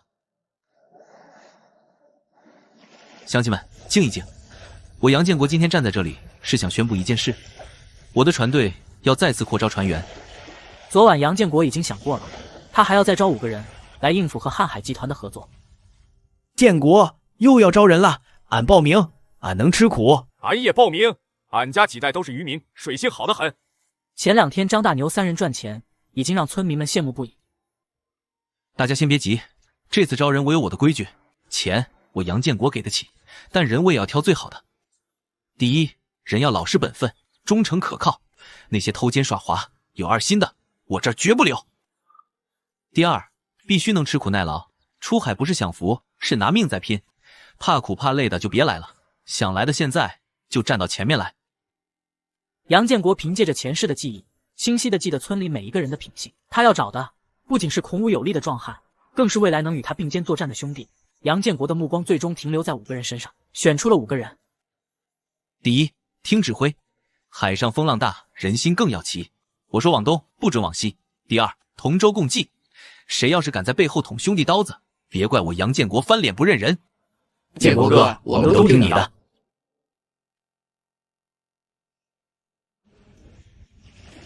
哎呀，建国老弟，你这可真是给了我一个天大的难题啊！这么多好东西，可惜我只能收一部分。东哥没事，你看看你能收多少，之后和瀚海集团合作。好，不过老弟，你别忘了李老板那边的生意。东哥，放心，我都在筹备。赵海东选择了其中的一部分，进行了称重。建国老弟，总价值5320块，我给你凑个整5400。5400块，在这个人均月收入几十块的年代，这笔钱对普通渔民来说，不至于一笔天文数字。他们一年到头，风里来雨里去，能攒下几百块都算是好年景。5400，俺没听错吧？赵经理，这能买多少米啊？以后会更多。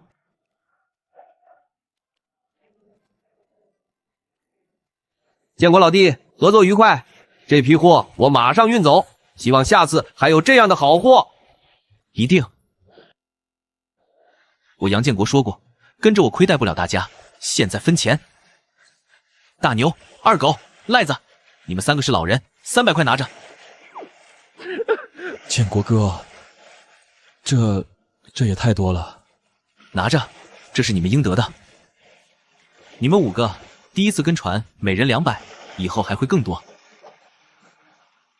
建国哥，俺长这么大第一次见这么多钱，俺爹娘1年的药费都有了。从今往后，俺这条命就是你的，你让俺往东，俺绝不往西。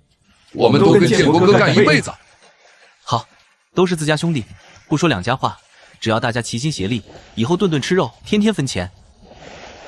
杨建国，你个杂种，出海1天就赚这么多，这钱本来该是我们的。等着，没多久，你的船、你的钱全都是我们的。雅琴姐，一路辛苦，货都在这儿了，请过目。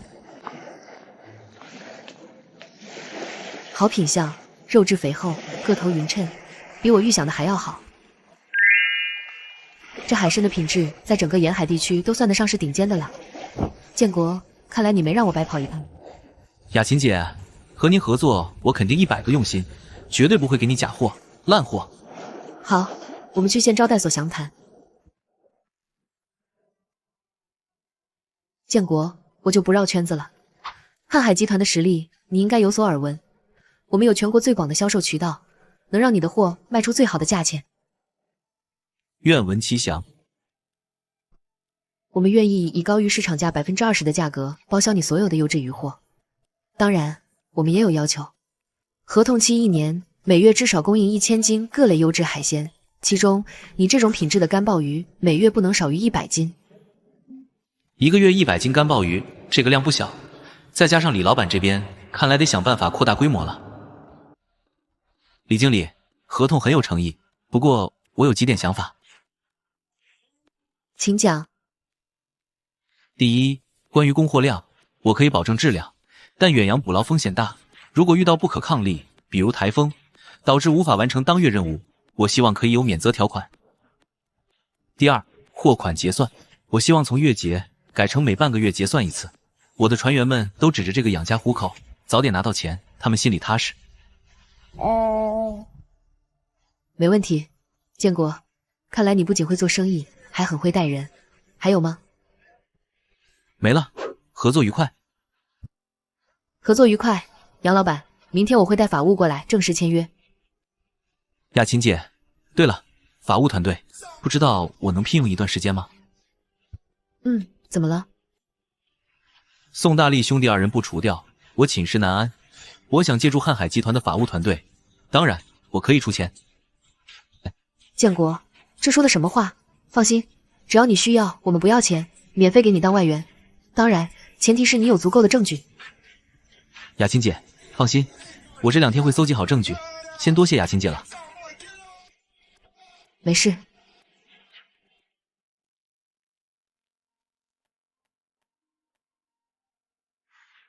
谁呀？你好，我找一下刘师傅。和李雅琴谈完生意后，杨建国便来找到被宋大力打断腿的老刘家。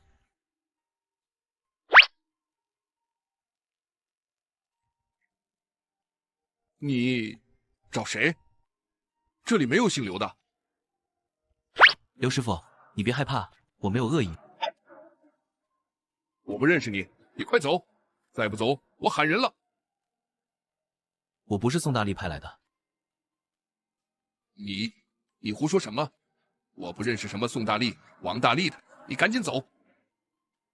刘师傅，我是杨建国，搞水产生意的，我来找你，是想帮你，帮我们自己。杨建国说着，从怀里拿出一个厚厚的信封，露出里面一叠崭新的大团结。这里是1000块钱，你先拿着看病养身体。我知道，你这条右腿就是被宋大力用铁棍打断的。你到底想干什么？我想让你过上安生日子，想让那帮畜生得到应有的报应，能让我进去说吗？杨老板，你这么大的老板，找我一个废人，到底有什么事？刘师傅，我要告宋大力兄弟，我要把他们做的所有恶事都翻出来，让他们把牢底坐穿。但是我需要人证。人证？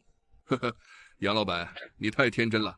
当年被打断腿，我去派出所报案，笔录做了验伤单，也开了。结果呢，人家第2天就放出来了，我还被警告不准再乱说话，没用的。他们上面有人，我们这些小老百姓胳膊拧不过大腿。我就是个卖菜的，就因为不肯交那几块钱的保护费，他们就当着整条街人的面把我的腿给打断了，我这辈子就这么毁了。刘师傅，以前是以前，现在不一样了。有什么不一样？我背后有瀚海集团，省里的大公司，他们派了最专业的律师团队下来，只要我们能拿出证据，形成证据链，谁也保不住他们。律师真的有用吗？只要你敢站出来指证他们，我就能保证你和你家人的安全。而且不只是你，当年所有被他们欺负过的人，我都会一个一个找出来。我们人多了就不怕了。杨老板，我信你，但是我怕宋大力那伙人什么事儿都干得出来，万一失败了，我这条老命可就真没了。我向你保证，不会失败。这样吧，你不是说还要找别人吗？只要你能再找到一个愿意站出来作证，不管是谁，只要有第二个人，我老刘就把这条命交给你。我豁出去了，我给你作证。好，刘师傅，一言为定。你等我的好消息。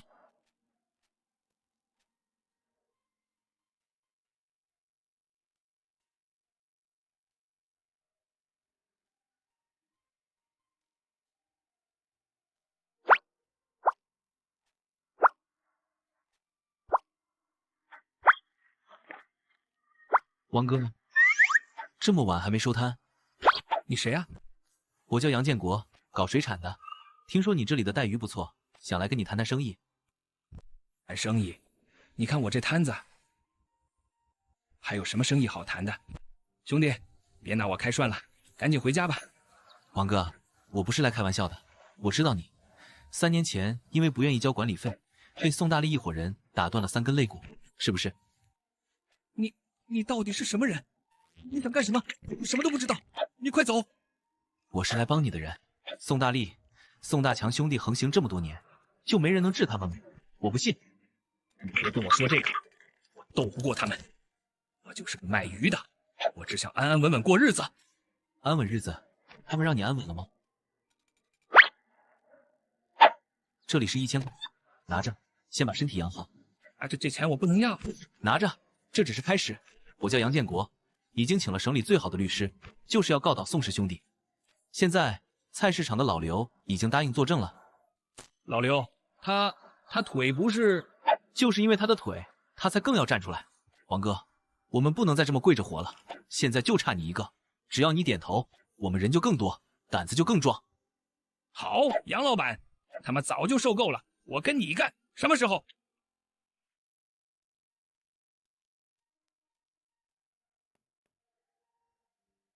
谁？刘师傅，是我，杨建国。我带在西市场卖鱼的老王来了，他已经同意出面作证了。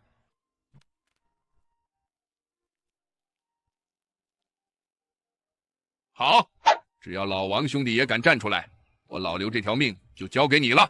我作证，我要告他们，告到他们牢底坐穿。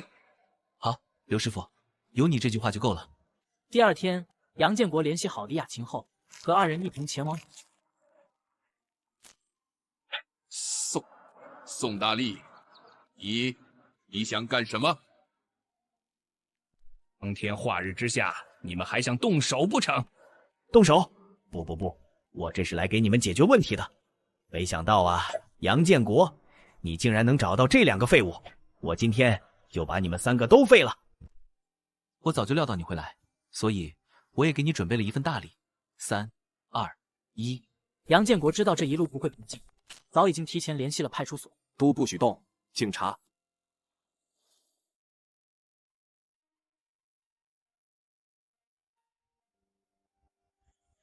杨老板、王师傅、刘师傅辛苦了，到了这里就绝对安全了。刘所长，这次多亏了你们及时赶到。这是我们应该做的，对付这种社会毒瘤，我们警察绝不手软。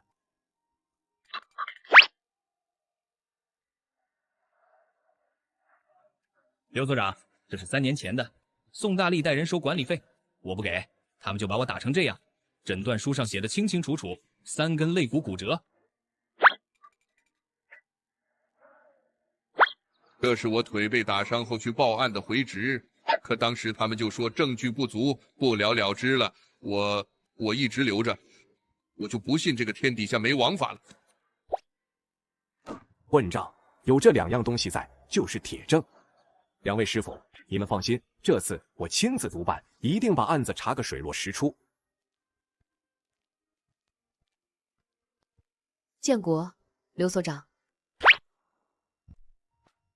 雅琴姐，你来了。2位师傅好，我是瀚海集团的律师李雅琴。从现在开始，我们将全程为你们提供法律援助。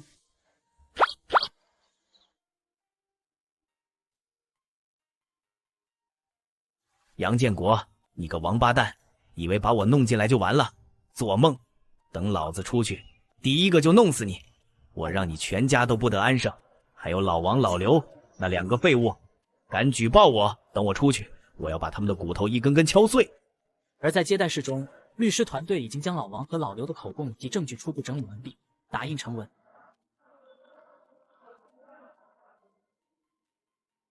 刘所长，这是我们整理的初步材料。根据现有证据，宋大力团伙已经涉嫌敲诈勒索、故意伤害、寻衅滋事等多项罪名。我们请求警方立刻成立专案组，对他们进行全面侦查。李小姐放心，我马上向局里汇报，申请成立专案组。对于这种盘踞市场多年的黑恶势力，我们必须连根拔起，一个不留。接下来的几天，在瀚海集团律师团队的帮助下，宋大力和宋晋兄弟2人很快被立案。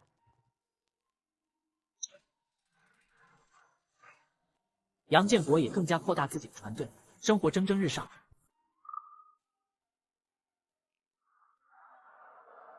建国，我真跟做梦一样，从来没想过有一天会过上这样的日子。老婆，放心，以后生活还会越来越好。杨建国家里谁是王月？有你杨家的急信。我是王月，信给我。不会的。老婆，怎么了？出什么事了？建国，是我哥来的信，他说我爹病危了，让我立刻回去。走，咱们走，我和你一起回去。爹，月月、建国，你们怎么都回来了？爹，你没事，你身体好好的。那信上不是说你病危了吗？月月回来了啊，路上累了吧？快进屋歇歇。娘，这到底是怎么回事？我哥信上写的是不是假的？你们为什么要骗我？我不这么写你会回来吗？月月，你别生气，哥这么做都是为了你好。为了我好？拿咱爹的性命开玩笑，就叫为了我好？我给你找了门好亲事，一个好人家。人家虽然死了，老婆带着个儿子，可条件好啊，是个大集团的正式工。最重要的是，人家不嫌弃你，嫁过人，看上你了，这可是天上掉馅饼的好事。哥，你疯了！我是结了婚的人，我有丈夫，你让我抛夫弃子去给别人当后妈？丈夫？就他杨建国配当你的丈夫吗？喝酒喝得人事不省，躺在路边跟死狗一样，赌钱把家底都输光了，连女儿的学费都拿去赌，哪次喝醉了酒不是对你拳打脚踢？我们老王家的脸早就被你找的这个男人丢尽了。月月啊，娘也是实在没办法啊，你看看你前几年过的都是些什么日子，3天2头被他打得青一块紫一块，你跟孩子饭都吃不饱，娘这心啊跟刀割一样疼啊。现在好不容易有个能让你过上好日子的机会，你就听娘跟哥一句劝，抓住吧。王强的每一句话都像一把刀，反复切割着他的心脏。他们说的全都是事实，酗酒、滥赌、家暴，上辈子的他就是个人渣，畜生不如。老婆，对不起，岳丈、岳母、大舅哥，对不起，我知道这些年我做的不对。你给我闭嘴，这里没你说话的份儿。王月，今天你必须跟他断干净，不然你就别认我这个哥，我们王家就当没你这个女儿。月月，你别听他花言巧语，哥还能害你吗？我给你找的这门亲事，可是打着灯笼都难找。是啊，月月，你哥说的没错，人家是县城里瀚海集团的正式工，叫陈志华，每个月工资300块，家里有楼房，出门还有小汽车，人品端正，就是老婆前几年病没了，带着个儿子。带着儿子怎么了？人家不嫌弃你二婚，你嫁过去就是享福的，吃香的喝辣的，再也不用看人脸色过日子，这不比跟着这个烂赌鬼强100倍？哥娘，我再说一遍，我是杨建国的妻子，这辈子都是，我不会跟他离婚，更不会去嫁给什么陈经理、李经理。你疯了？你是不是被他打傻了？这么好的机会摆在你面前，你不要，你非要守着这个废物过一辈子，跟他一起烂在泥里，你才甘心？他是我丈夫，是孩子的爹，我们已经说好了，要一起好好过日子。好好过日子，就凭他？王月，你睁大眼睛看看，我早就知道你心软，会被他骗，所以我提前找人把这离婚协议都给你写好了，你什么都不用管，只要在这里按下你的手印，你跟这个畜生就再也没有半点关系，你就能重获新生。岳父、岳母、大哥，我知道，过去都是我的错，我混蛋，我不是人，让月月跟孩子受了太多委屈。你们想让他过上好日子，我比谁都理解。但是人都会犯错，也都会改。我向你们保证，以前那个喝酒、赌钱、打老婆的杨建国已经死了。请你们再给我一个机会，也给月月一个机会，让我用下半辈子证明给你们看，我能让她过上好日子。给你机会，哈哈哈哈哈！真是笑死我了，杨建国，你以为你是谁？江山易改，本性难移，你骨子里就是个烂泥，扶不上墙的赌鬼酒鬼。你这种人说的话，连标点符号都不能信，还想让月月过上好日子？你下辈子……哥，你别说了，我今天就得把话说明白。今天这字你签也得签，不签也得签。呵呵，肯定是陈先生来了，正好让他和月月见一见。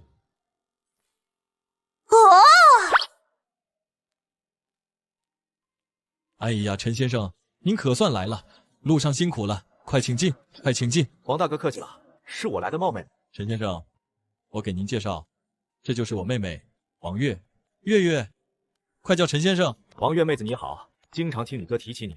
本人陈志华在瀚海集团上班。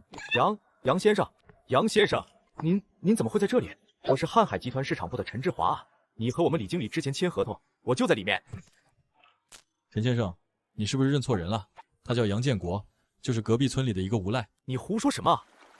这位是跟我们集团签下大订单的大老板杨先生，你敢说杨先生是无赖？好，陈先生啊，这位是我的老婆。对不起，杨先生，对不起，我不知道这位是您的，我这就走。我错了，建国，哎呀，你看这是闹的，都是我们老糊涂了，我们不知道你现在这么有出息了。是啊，建国，之前都是妈不好，妈狗眼看人低，你可千万别往心里去啊。月月能嫁给你是她的福气啊。爸妈都过去了，一家人不说两家话。他竟然不生气，他要是骂我两句，我心里还好受点。他越是这样，我越是觉得没脸见人。岳父岳母，这是5000块钱，不算多，算是儿子孝敬你们二老的，感谢你们把月月养这么大，还让她嫁给了我。不，建国，这使不得，我们之前那样对你，哪还有脸要你的钱啊？建国，没事了，妹夫，你等着，我现在就去村委会找大喇叭广播，我要让全村人都知道，你杨建国是我王强的妹夫，是咱们村最有出息的大老板，看以后谁还敢嚼舌根。哥，不用了。怎么不用？必须得用，得让他们知道他们错的有多离谱。清者自清，做人还是低调点好。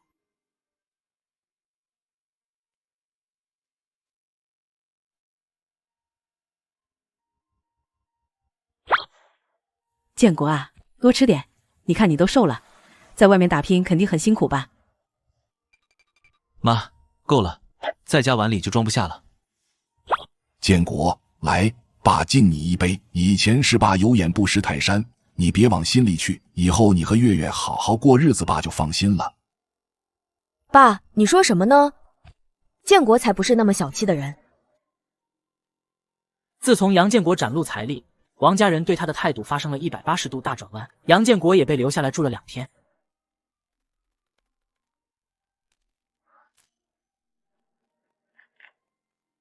强子，你这是怎么了？强子，你这是怎么了？谁把你打成这样的？天杀的，是哪个挨千刀的，这么狠心？强子，你快告诉妈，到底是怎么回事？是工地的刘胖子。刘胖子，县城建筑公司的那个工头。我辛辛苦苦给他干了3个月，1分钱没拿到。今天去找他要工钱，他不但不给，还说我活干得不好，要倒扣我的钱。我不服，跟他吵了2句，他就叫了7、8个人，他们把我往死里打，还说我要是再敢去要钱，就打断我2条腿。我的老天爷啊，这可怎么办啊？那个刘胖子在县城里手眼通天，黑白两道都有人，我们这些老百姓哪里惹得起啊？我们斗不过他啊，儿啊，这钱咱们不要了，先去看伤要紧啊。凭什么不要？那是我拿命换来的血汗钱，整整3个月啊！哥，你先起来。爸妈，你们别哭了，这事交给我处理。建国，你可别冲动啊！那刘胖子不是好人，我们惹不起的，你可不能为了我们家。妈，我说了，我们是一家人，强哥是我哥，他被人欺负成这样，我这个做妹夫的不能坐视不管。哥，你放心，他欠你的工钱一分不能少，他打你的这笔账，我会让他加倍还回来。妹夫，你刘胖子是吗？我不仅要让他乖乖把钱给你送回来，还要让他亲自登门给你赔礼道歉。建国，放心，没事的。哥，我们现在就去县城。第一，去医院接骨；第二，去会会这个刘胖子。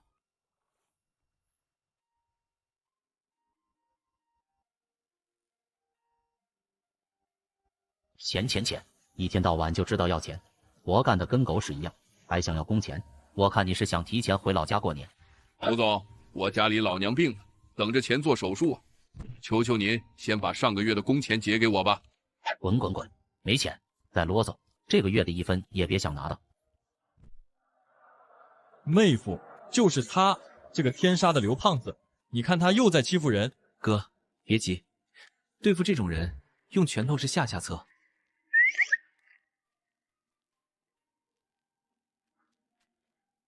你好，是刘总吧？哟，我当是谁呢？这不是昨天那个不长眼的王强吗？怎么挨的打不够，今天还找了个帮手？刘胖子，你别太嚣张。嚣张，在这1亩3分地上，我就是天。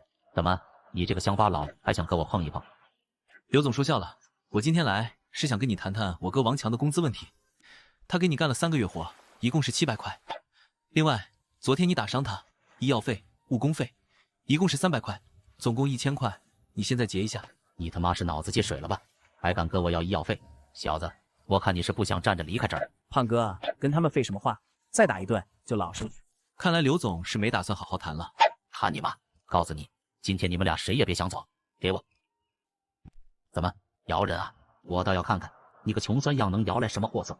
雅琴姐，是我，建国。建国，你怎么给我打电话了？有什么事吗？雅琴姐，我遇到点小麻烦。我在城东瀚海天成这个项目的工地上，有个叫刘胖子的工头欠我大舅哥工资不给，还动手打人。这个项目好像是瀚海集团投资的，我想问问雅琴姐，瀚海集团的项目什么时候允许这种地痞流氓来承包了？瀚海集团那不是咱们这个项目的总投资方吗？是咱们真正的金主爸爸。你到底是谁？你怎么会认识瀚海集团的人？我是谁不重要，重要的是刘总，你该算账了。算账？你少他妈在这唬人！一个电话就想吓唬我？我刘胖子在这一片混了这么多年，什么人没见过？胖哥，别跟他废话，我看他就是装的。刘大海，谁给你的胆子在瀚海集团的地盘上撒野？孙经理，您怎么来了？这点小事哪能惊动您大驾？小事，克扣工人工资，聚众闹事，还动手打人。李总的电话都打到我这里来了，他说他弟弟在你这儿受了委屈，让我立刻处理。请问哪位是杨建国先生？我是李总的弟弟。刘大海，从现在开始你被解雇了，立刻马上把所有拖欠工人的工资全部结清，一分都不能少。孙经理，我错了，我真的错了，我上有老下有小，现在知道哭了，晚了，再敢废话一句，我现在就报警，让你去局子里好好反省。这位王师傅的工资还有他的医药费、误工费，李总交代了，一共赔偿2000块，现在就给。我给。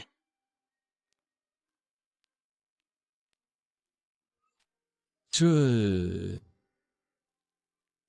孙经理，我们的钱都结，今天必须全部结清。在孙经理的监督下，刘胖子哭丧着脸，把他这些年克扣的血汗钱一一发还给工人们。现场响起一片欢呼和感谢声。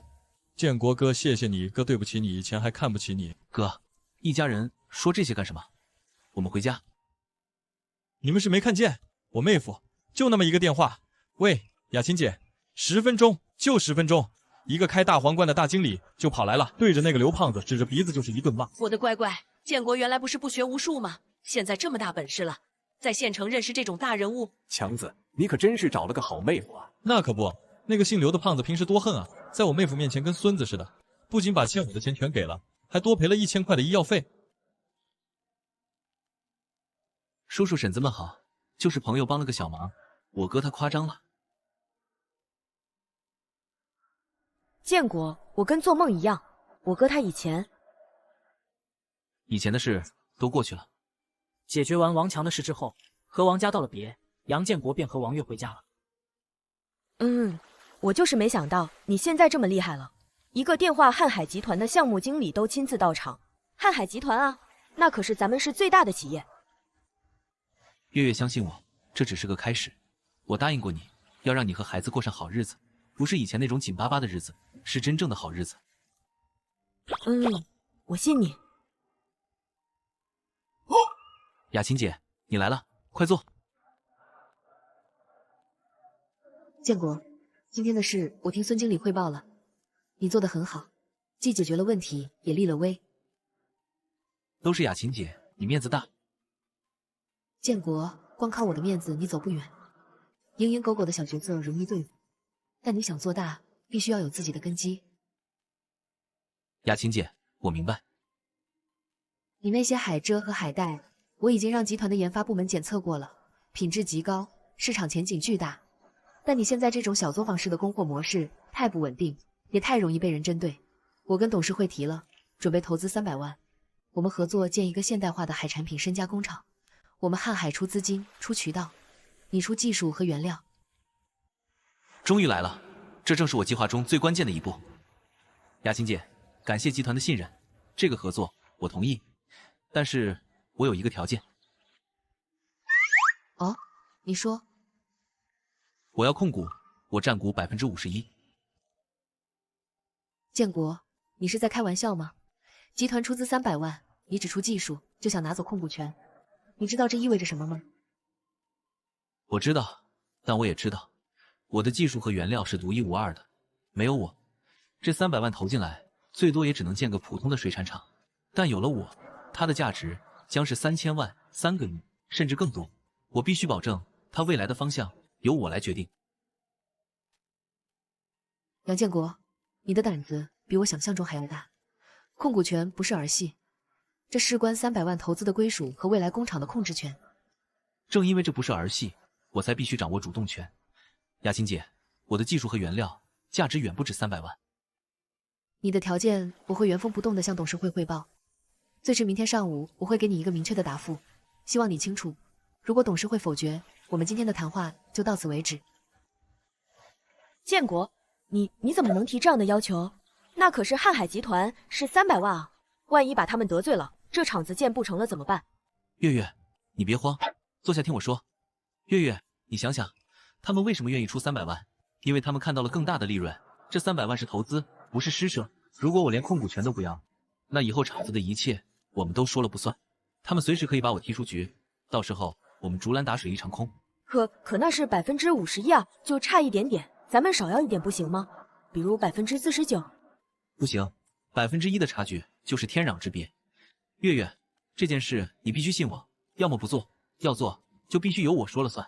看着丈夫眼中从未有过的自信和果决，王月虽然仍有担忧，但还是选择相信他，用力的点了点头。第二天上午，李雅琴如约而至，脸上带着一丝疲惫，但眼神却更加明亮。她将一份厚厚的文件放在桌上。杨建国，恭喜你，董事会同意了你的条件，这是合同，你看一下。没问题。那就签吧。我们瀚海集团出资300万，占股49%，你以技术和独家原料供应权入股，占股51%，出任新公司的董事长兼总经理。建国，合作愉快，集团对你寄予厚望，希望你不要让我们失望。你的一举一动都代表着公司的未来。雅琴姐放心，我不会让你们失望，更不会让我自己失望。消息传到村里，整个村子都沸腾了，村民们自发地聚集在了杨建国家外。建国，你太给咱们村长脸了，300万啊！是啊，建国，以后发达了可不能忘了我们这些乡亲啊！大家放心，我杨建国是喝村里的水长大的，咱们的新工厂马上就要动工，招工的时候只要是我们村的，身体健康能干活，我优先录用，工资待遇保证比县里任何一家厂都高。杨建国看着热烈的村民，心中也万丈豪情。300万的建厂，这对重活一世的他而言，只是一个开始罢了。